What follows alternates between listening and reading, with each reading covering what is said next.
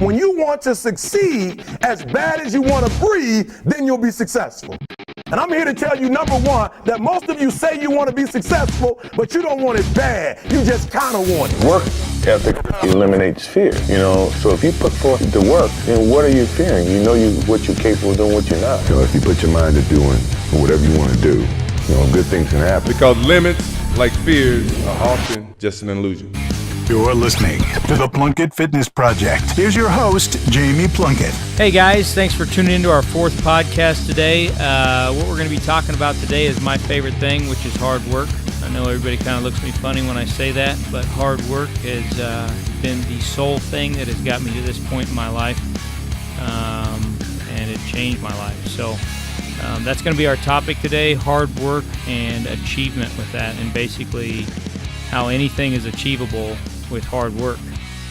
I know we're told this a lot when we're really young, and then, usually by the time we're 13, 14 years old, people start putting limits on what we can achieve. They start saying, yeah, you're not really made out to be a doctor, or you're not made out to be a lawyer or a professional athlete or whatever it may be. And I'm not here to tell you that anybody can be anything, but most things can be achieved with hard work and dedication and consistency. So consistently doing the same thing year after year and just consistently working at whatever it is you're trying to achieve. And I believe, I was talking to a client about that today, I believe that is one of the worst things that happen to kids growing up is we stop telling them that they can achieve anything they set their mind to. And believing in them and reinforcing them and giving that positive reinforcement that they can achieve what they set their mind to. It's going to take a lot of hard work, but it can be achieved. And I think a lot of people in life get negative on life because they didn't do the things that they wanted to achieve in life. So they're going to put that same negative cloud over, somebody else who tells them they want to achieve something when, I'll say it again. I truly believe anything can be achieved with hard work, and I think more people need to be putting that message out there, especially to our youth. I know that was something that I struggled with a lot growing up. And again, by any means, if you listen to my other podcasts, I dearly love my parents, so I'm not saying anything negative about my parents. I was a difficult kid growing up, so God bless them for getting me to this point in my life, to be quite honest with you. But I didn't believe in myself growing up, and I never really had anybody, reinforcing to believe in myself. And, that may sound negative on my parents, but they were working all the time trying to provide for us. And now that I look back on that, that's also what instilled my work ethic, is watching them day in, day out. And, it took me a long time for that to absorb. But now I look back on why I work so hard and why it doesn't faze me like it does. Some people, they say you work so hard. To me, it's normal. And it's, from watching my parents all those years work so much and so hard. So, but to kind of tell you my story about hard work and discipline, when I was growing up, I was fairly athletic when I was younger. And then, I was diagnosed with ADD when I was in the third grade or so, and they put me on Ritalin. And this may not be the case, but I truly believe that changed me mentally. It changed me from being outgoing to, I was, I suppose I was still pretty outgoing and ornery, but I think a lot of the ADD stuff and Ritalin and all that stuff is people trying to get boys not to be boys. We're not. I know myself for sure, and I've read a lot of books about it. Boys are not meant to sit in a classroom for 8 hours, and when you do that to them, that's like trying to get a fish to climb a tree. It's not going to work. Yeah, it's definitely caging an animal. Yeah. So I was definitely one of those kids. They diagnosed with ADD in the 80s, and in the 80s when you were diagnosed with ADD, everybody kind of looked at you funny, thought you were different and weird. So that really set me back personally. It really affected my self-confidence and my belief in myself. And I honestly did not believe in myself until I started lifting weights consistently about the age of 18. So the back half, so the last semester of my senior year of high school. And up until that point, I didn't even have any plans of going to college, which I think I mentioned that in our first podcast. My plan, I was going to work at a factory or do some blue-collar job, and not that there's anything wrong with that, but, lifting weights completely changed my life, and then I decided, hey, I'm going to go to college, when prior to that, I didn't think I was good enough for college, didn't think I could make it.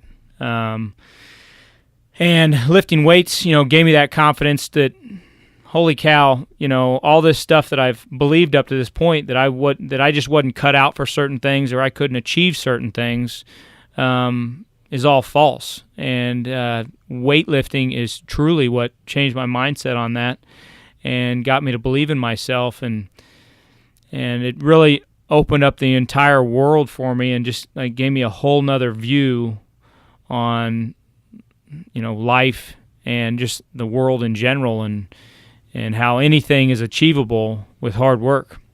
Was that the first thing that you really got addicted to, in your life? Like the first big thing that that you once you started doing it, you couldn't step back from it? Because I know for me, it was, I started caddying when I was 11. And up until that point I grew up, and it's funny because my dad drilled into my head, you can do anything you put your mind to. It was one of those weird things that, and even with all of that confidence, even with all that support my entire life, I still lacked self-confidence. That's how hard, and I think that's part of just that, that awkward age of being a kid because you're so focused on what other people are thinking. It's a tough thing, and until you find, that one thing that really, that number one, you enjoy, but number two, it just lights a fire under you.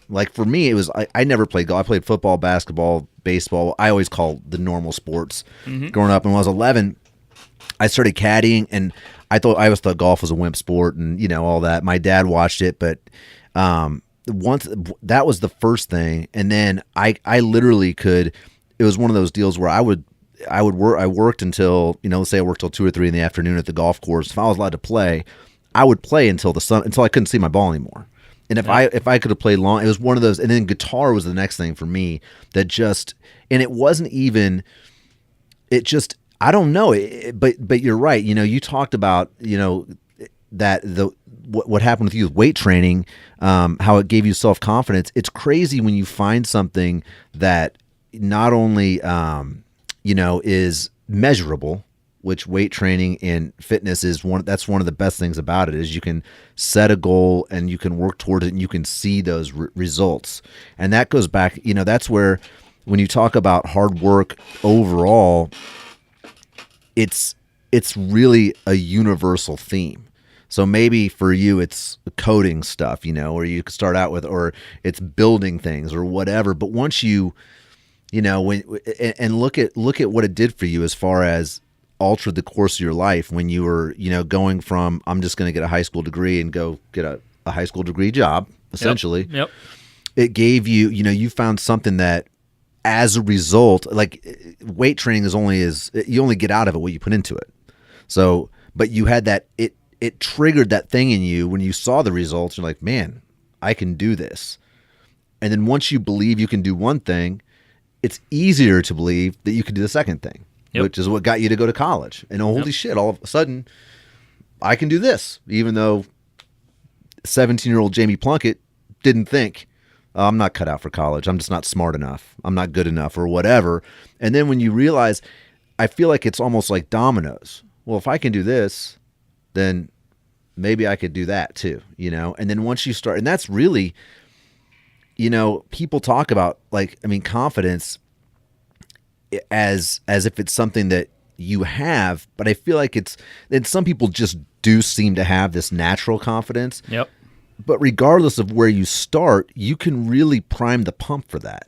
If you find things like for you with weight training, where it's something where it's measurable, it's definable, you love doing it enough to continue to do it consistently. And it's awesome that's what, number one, got you started, and number two is what brought you back. It's almost full circle now. This is what you're doing, and you're trying to, help other people realize that potential in themselves. Yeah, absolutely. I think one of the biggest things in all of that is understanding that anything, just like I mentioned already, anything's possible. And I think that's one of the biggest lessons you can learn when it comes to confidence is like, I can achieve anything I want to achieve. It's going to take a lot of work, but I can do it. And I don't know what really set that off for me. It may have been weight training. I think I told you in the first podcast I mentioned how I lost 50 pounds when I was 15. I think that kind of set that ball rolling. Sure. And I would tell you my main motivator was I didn't want to be fat. Yeah. And that still motivates me to this day. Sure.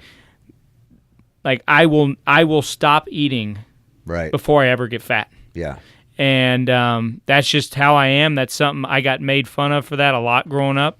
And, maybe it wasn't that bad. You always remember those things worse than they were. Yeah, but you for magnify me, them. Yeah. For me, it was bad. Well, and when you're that age, everything's bigger. Yep. Because you don't have anything, we grew up in the United States, but we weren't hungry. We weren't worrying about real things. So we were manufacturing things. We're trained to find problems as human beings. That's because, for years, we were surviving. That's what we're built for, is survival. And so when you don't have real problems, and that's the stuff where, everybody, not to get all super psychology-y, that's not a word, but not to get, everybody, where you are when you're 7, 8, 9, 10 years old, that's still a huge part of you. Those years are so formative, and that's the kind of thing that will motivate you your entire life. And the funny thing for me was I was a heavy kid until I lost, I remember my summer between junior and senior year, really it was spring. I started losing weight spring, but I came back and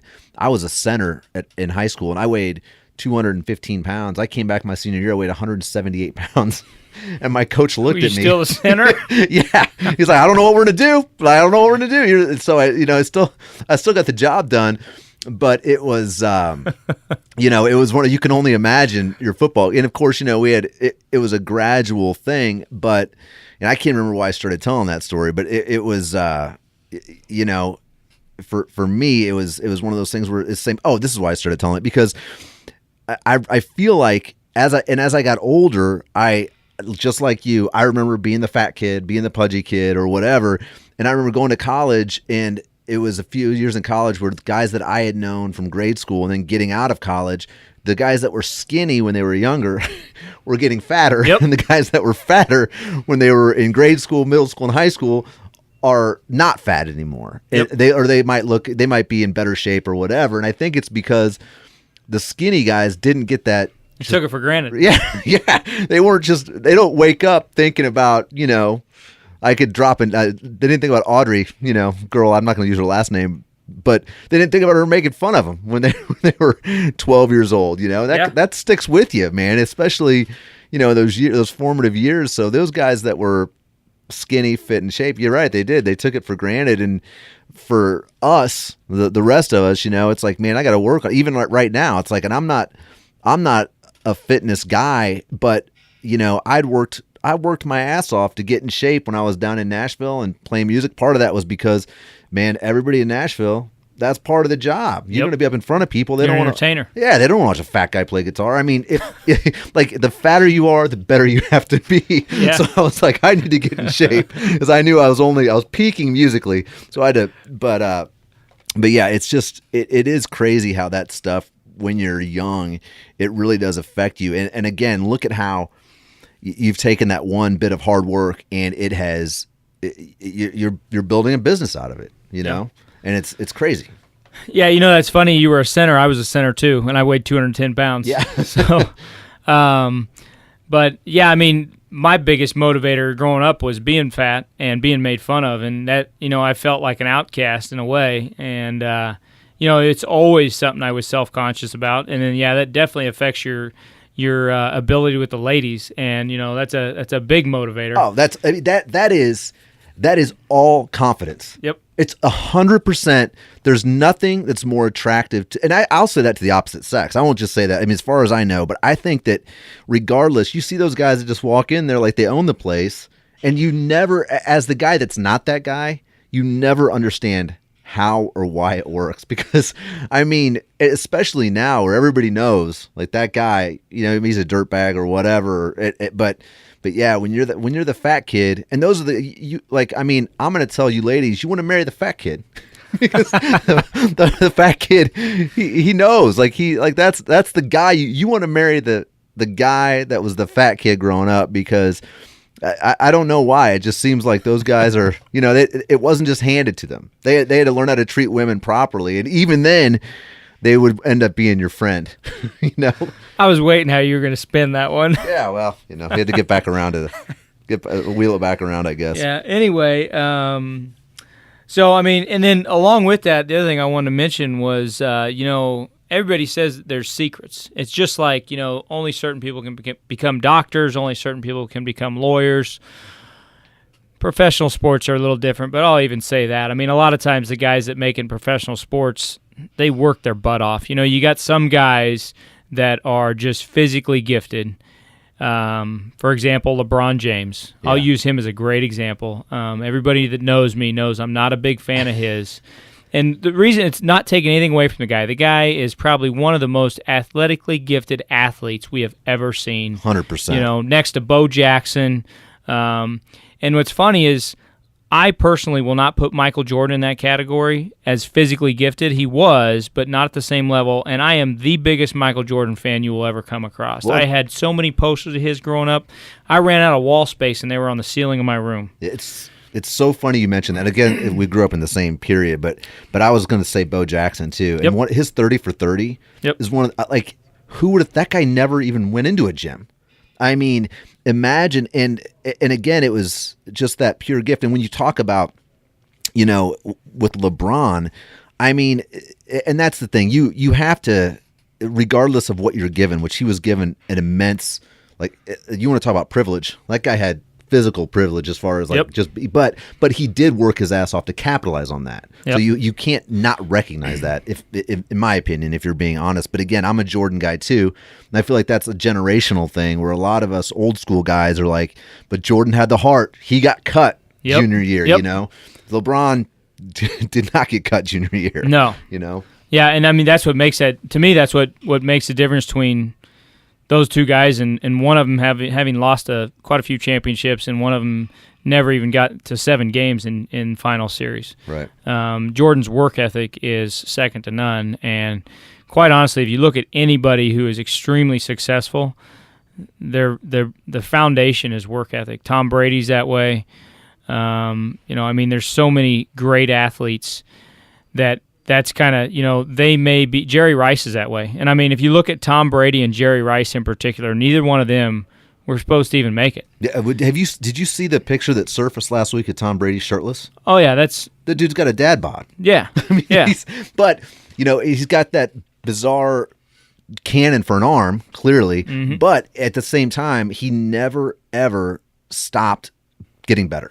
Yep. He never allowed himself to regress, and that's just, you know, I feel like back in the day, you know, a lot of people, when you would see successful guys, I mean, and again, I'll go back to, I grew up caddying at a country club here in Kansas City, and a lot of those guys that were, you know, the big wigs back in the 80s and early 90s, it seemed like they didn't work as much, whereas, and I feel like that's a different era, whereas now I feel like all the guys that I look up to professionally that I think are just out there killing it, those guys are working like dogs. And the more successful they are, because I feel like now especially your hard work is rewarded, but I also feel like the competitions, it's easier to succeed than ever, but it's also, the competition is stiffer than ever across the board. So if you're at the top of your game, regardless of your industry, there's a bunch of people nipping at your heels. So you've got to continue to improve yourself, or you run the risk of being replaced.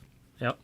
Yeah, I mean, if you look at most people that are, the difference between and I feel like I know this is true in my industry. You know, in my industry, I've worked at 2 large gyms, you know, before I started my own business, and I was one of the most successful trainers at both gyms. There was 30 trainers at both gyms.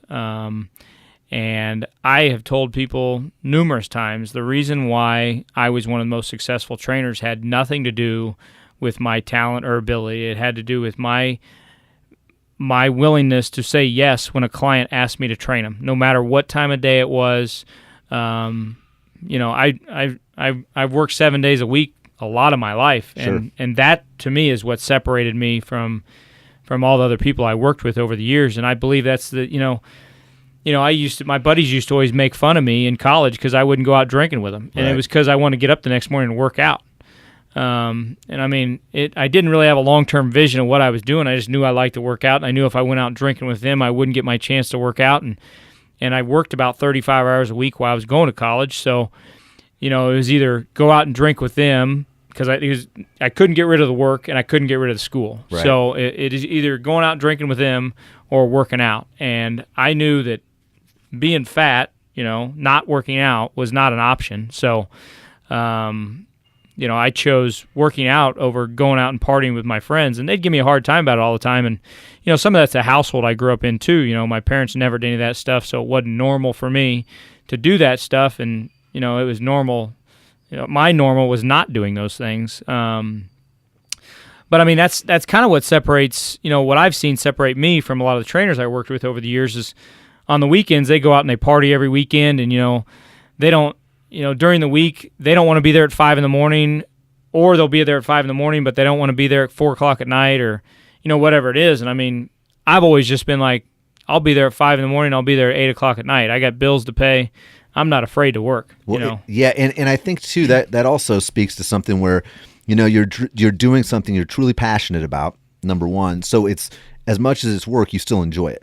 And it is work. That's the thing, regardless of what you're doing. But, when you were working for those other gyms, you were still putting in the hours, you were still doing the hard work. But it was, when you are working that hard, I remember when I was at my last corporate job, which I left, 6-8 months ago to go out on my own. The thing that I thought was frustrating was I was working. I was getting there before anybody, leaving after them. I was in sales, and the problem was there were so many things that were out of my control there were balls getting dropped due to things, again, that were out of my control, and a lot of it had to do with culture and the people at the top and the way things were run. So for me, I got frustrated because I'm like, I'm working too hard to be at this. If I was doing this for myself, if I could figure out a way to handle these things on my own, then I would be better off. And that's why I ended up going out on my own too. But again, I just, I love my job. I love what I do. So it makes it, I feel like that's a part of it, is either completely loving your job, loving the company you work for, or ideally both, and that'll also, it'll just continue to, it'll make you want to get better. It'll make you want to better yourself. And, I don't know. I can't imagine, I can't imagine just toughing it out, and say, oh, it's just doing it to do it. It just sounds like a bad way to go, Yeah. I'll say a lot of mine's always come from a scarcity standpoint. Mm-hmm. So, when I lived in New York, when I first moved out there, I had a salary job. I was working at Citigroup. My salary was $29,000 a year. Wow. So every 2 weeks, every 2 weeks, you can figure it that way. But every month, I would bring home $1,700, and my rent was $1,550. Right. So I quickly figured out I'm going to have to get a second job to supplement this, And, what's funny is when I moved out there with my girlfriend at the time, and she was going to school, and, we move out there, and we go out there and we look at apartments, and everything's $1,500 or more. Oh my gosh, yeah. And she's going to be going to school, so I tell her, I'm like, listen, and she had the money for the down payment, thank God for that. And the down payment, because it's first and last month, and then another month for security deposit. So the down payment was like $5,000. Sure. And I didn't have that. And so I tell her, I'm like, listen, you do the down payment, I will pay the rent, you pay the utilities. And And I didn't know how I was going to do it. We signed this lease, but I was going to figure it out. You know, and that was my thought was I'll get another job doing whatever I got to do to do it. And, you know, what's funny, going back to this believing in yourself thing, so prior to moving out there, I had found the Sports Club LA, which is a gym in New York City. And at the time, they had some in New York, I think Boston, Miami, 4 of them in LA.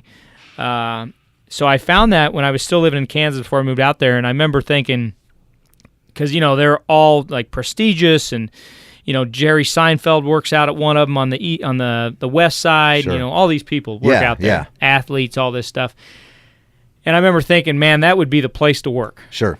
You know, so I move out to New York, and the guy I'm working with, Carlos, I'm talking to him about this. He'd been living in New York for, I think he lived there his whole life, but he was like 45, you know, so he had experience, personal training in New York and everything.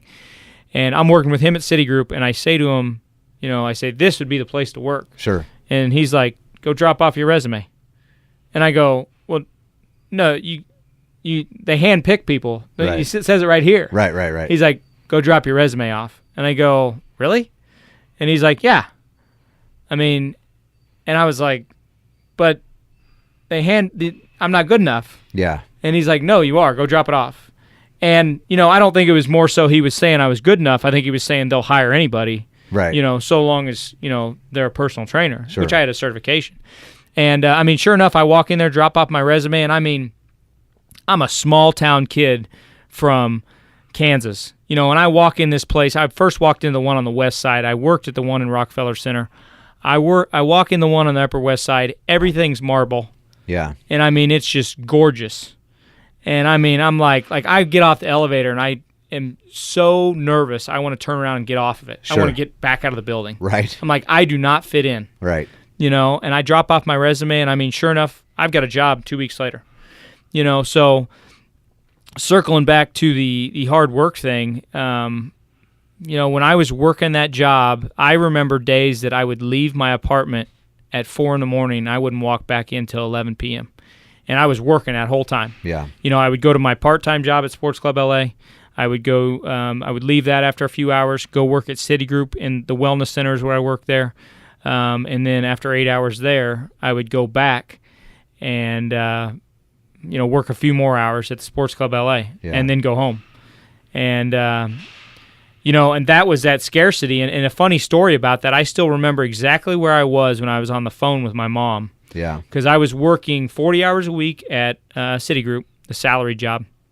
And I was working about 20, 25 at Sports Club LA. And I'm like, you know, I'm hating this job at Citigroup.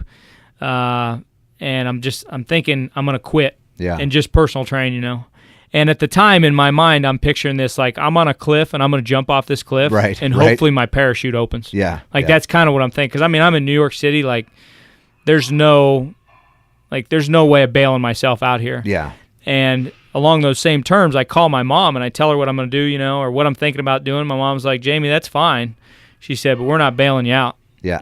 I was standing on the corner of 92nd and 2nd when she told me that, and I haven't looked back since that day. And since that day, I've had that scarcity mindset, and that's honestly what drives me to work so hard is I never want to depend on somebody else to help me, you know, financially or really with anything. You know, to me, it's pride. It's part of being a man. Like, you want to take care of yourself, and you don't want to have to, you know, and they probably say this with a lot of psychological things isn't healthy, but I don't want to have to ask for help. Sure. You know, I want to do it on my own, and I want to be successful, and it's a lot of pride stuff. But yeah. Yeah, but I mean, and again, you look at all of that stuff, and we had talked before we turned the mics on, you know, earlier, and personally, I can trace every move in my life, professionally, especially professionally, but I can trace it back to my first job. And when I was playing, I was a professional musician for about, like 18 years. And the craziest thing about that was I could literally trace every show that I had, like how I got booked at these venues all over the Southeast and the country and stuff. I could trace them back to my first show, from how, I met this guy, that got me into this, how I started doing it. And those are a lot of times you can't necessarily plan that. It's not that you could, maybe you could plan it, but when you're young, you don't think that way, or I didn't, at least. Yep. I wasn't sitting there saying, okay, if I'm going to do this, like it's kind of what you said about weight training. You didn't have this master plan. I'm going to own my gym. I'm going to own a gym in mean, you could never predict it. I'm going to go to New York. I'm going to think about telling your 12-year-old self your path, and that's also, it's kind of one of those things where, because of what seems to be, it seems random when you're younger, and as you get older, you look back on it, and it's like, this has been incredible, and I could have never planned it. Nope. But when you're, when you get to that point, and you do look at the hard times as, man, I learned what you definitely learned something. If you keep repeating the same mistake over and over again, whether it be in your personal life or professional life, then it's a shame. But you look back on it and you're like, man, I learned so much from that experience that at the time I thought was just god awful. And then you look at, well, this is, how I got here. And you talk about, hard work. That's one thing that consistently will pay off. It will never do you wrong, because even if you end up pivoting or shifting gears or whatever you want to call it, what you have, the resolve that you've got from whatever you had learned from your prior experience is so incredibly valuable. And that's what you can't replace that with, as much as being young is fun. I look back on it, it's like, I know I'm so much sharper now. And I know so much just from the experiences that I had, again, that I couldn't predict.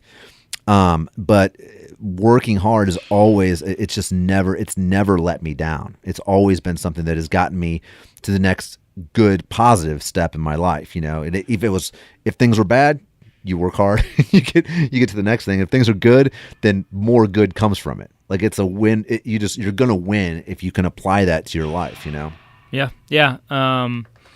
Yeah, I mean, to me, regardless of what happens through hard work, it's either going to teach you a lesson or it's going to get you ahead. Mm-hmm. And even if it does teach you a lesson, that lesson later on will get you ahead. Absolutely.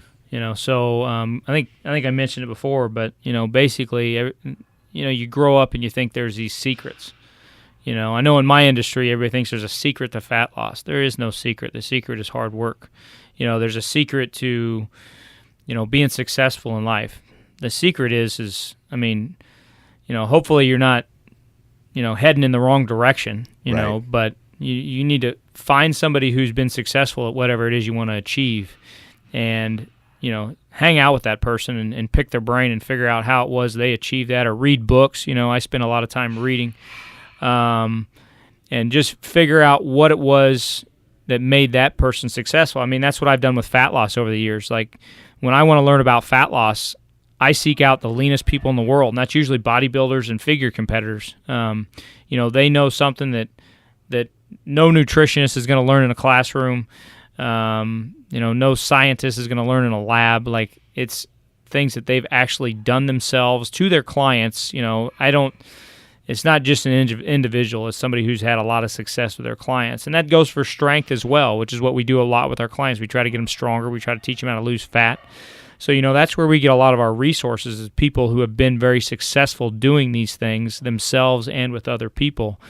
And, so when it comes to hard work, I think first you got to understand where your aim should be. So what it is you want to achieve, and find direction from somebody who's achieved it. And then just soak up as much information as you can and put your head down and go and work hard for it. Ryan was asking me earlier about discipline, like where you get the discipline for the hard work and everything else. And, I kind of mentioned the scarcity thing, but I think one thing that taught me discipline over the years, so when I was overweight, I used to eat everything in the house. And part of the reason I was overweight was I was always in trouble, so I couldn't leave the damn house. That sounds kind of funny, but I was always grounded growing up. And for good reason. I was an ornery little shit. Yeah. I was constantly getting in trouble. But, I remember growing up eating an entire box of granola bars at once. Oh, sure. Because I was bored. Yeah. We used to buy Coca-Cola, the 2 liters, like 30 or 40 of them at a time, and I would drink 1 2-liter a day. I don't know how I didn't give myself diabetes. Right.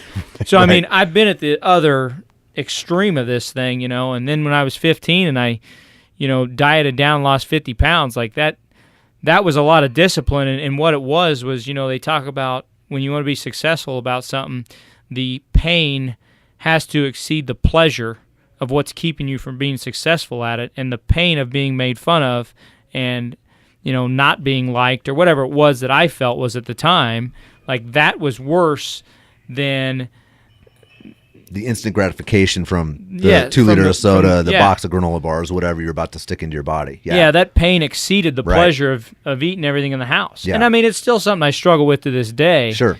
But, so that reminded me, there was a quote that I saw on Instagram a few months ago, and I brought that up to Ryan, and I truly believe, I've been reading a lot about meditation and Buddhism and all this stuff, and it's just one of the books I'm reading, and it's pretty interesting. One thing they talk about in there is when you have fear or when you're angry about something, you pause and understand what that fear is or what that anger is. And I tell my clients that all the time when it comes to food, like when they're craving something. So say you're craving pizza or ice cream or whatever it is, like just pause, don't act on it. Right. Give yourself 30 minutes. And then if you still want to eat it, then, maybe you're going to eat it. But the big thing for me, what I talk to my clients about is a lot of times the reason we make the bad decisions we do, the reason we're hungry is because we haven't eaten enough food up to that point. So what I will do is I ask my clients, okay, when do you eat those foods? And it's usually at the end of a workday, right, or it's 3 o'clock or whatever. And what it is, they haven't eaten enough up to that point. Right. So I was talking to a client the other day about it, and she's like, I eat pizza, a couple times a week or something like that when I get off work. And I'm like, well, when's the last time you ate prior to that? And she will work overnight, so sometimes it's been 24 hours. Yeah. Because she'll have got off at 9 a.m., she sleeps all day. Yeah. Because she was up all night working, and then she'll go to work, and she may be so busy that she can't eat. So then she gets back home at 9 a.m., and she eats a pizza. Yeah. And, she's in really good shape, and she's a very hard worker. But a lot of times, and she may do this too, but a lot of times, and this is what I used to do, people will chalk themselves up as, well, I have a sweet tooth. And basically what they're saying is, I am broken. Right. You are not broken. So we're all the same, and it's all biology. So that the reason that you're craving those foods, those are your body's natural survival mechanisms kicking in, telling you to eat something. If you would have eaten something prior to that and kept yourself full and kept yourself satiated and not had your hunger get so bad, then you probably wouldn't have eaten the pizza. And I mean, sometimes you'll do that, but that kind of goes back to our previous podcast where he talked about having a plan. And a lot of times I'll talk to my clients about making decisions leading up to the bad decision, so reversing your day and understanding that is why you're craving those things. It's not that you're broken. It's not that there's, that you can't just, it's not a self issue. It's a biological issue. It's not that your control needs to be better. It's that you need to set yourself up for success prior to that. Yeah, and stay in front of the issues. Yes, absolutely. You know they're going to be there. Like, that if you know this is going to happen, well, then you need to start taking steps to rectify it, and don't let it get to that point. Essentially, yeah. And share that quote again because I think it's awesome. I don't think you read it yet. Yeah, that quote is, hunger is the first element of self-discipline. If you can control what you eat and drink, you can control everything else. And this guy's name is Dr. Umar Farouk Ab Allah. I may have messed that up, but you may have. Yeah. But, I mean, for me, when I read that, that was very enlightening for me because I have thought that same thing many times in my life, but I can't put these things into words. Sure. And I mean, for me, like, I can be the most self-disciplined person in the world. I'd go 7 days without eating if you challenge me to it. Sure. I will do, there's a video out there by Will Smith, and he talks about hard work. Dying on the treadmill? Yes. Yes, I love that video. Yeah, I know and exactly what he you're talking about. He said, the difference between me and you is we're going to get on a treadmill together, and either you're going to get off first or I'm going to die on that treadmill. Right. And that, to me, is kind of one thing that I believe the hunger thing is the same thing, and I believe that's a real big part of all of this and understanding hard work and self-discipline. Like, that's one of your body's natural survival mechanisms, and you have the mental focus and fortitude to override it and kind of like this meditation thing, sit with it and pause in it and understand what it is. Understand that, I'm just hungry, I'm going to be fine. Versus, your monkey brain, which we all have, that monkey brain, you got to immediately feed that sensation and fix it. If you can pause in it, I think that opens up your world to understand, that's part of the process of understanding, okay, if I can do this, then I can do this. Yeah. Well, and a lot of times I think when it comes to eating that kind of junk food, and I know I've done this before, is, your brain wants to work less. So your brain wants to be on autopilot. Yeah. So, this is exactly what you said with the pause thing. So before you do it, and there's a gal named Mel Robbins who I don't know if the name of the book was the 5-second rule or whatever, but her whole thing is, if you have an instinct, you have 5 seconds to act on it. So if you want to if you want to go up and meet somebody, whether it be at a bar or in a professional setting or whatever, if you think about it, you won't do it. So so her thing is the same thing with diet. Before you eat that, count backwards and initiate the front part of your brain, which is the part that is that you're controlling, versus the autopilot part of your brain. And that's a really dumbed down version of what she's saying. But a lot of it goes back to what you're saying. If you actually think about it, instead of just following through with the habit or whatever you want to call that you've made, you're going to end up making better decisions, and that's all life is a series of decisions, one after another. Yep. Stop reacting to things and start thinking them through, basically. Yeah. So, but I think that pretty much wraps up everything we have for today. My big thing is hard work overcomes most things. So I know it's definitely changed my life, and I mean, I know people look at me crazy when I say it, but hard work's the most favorite thing that in the world to me. So, and that's because what it's allowed me to, achieve in life. So, I think it's irreplaceable, and I think people are they're missing out if they've never experienced the true value of hard work and discipline. Well said. Well said. Thank you for listening to our 4th podcast. You guys have a good day. Thank you for listening to the Plunkett Fitness Project. Please share with your friends, subscribe, rate, and review. For more info, visit our website, plunkettfitness.com.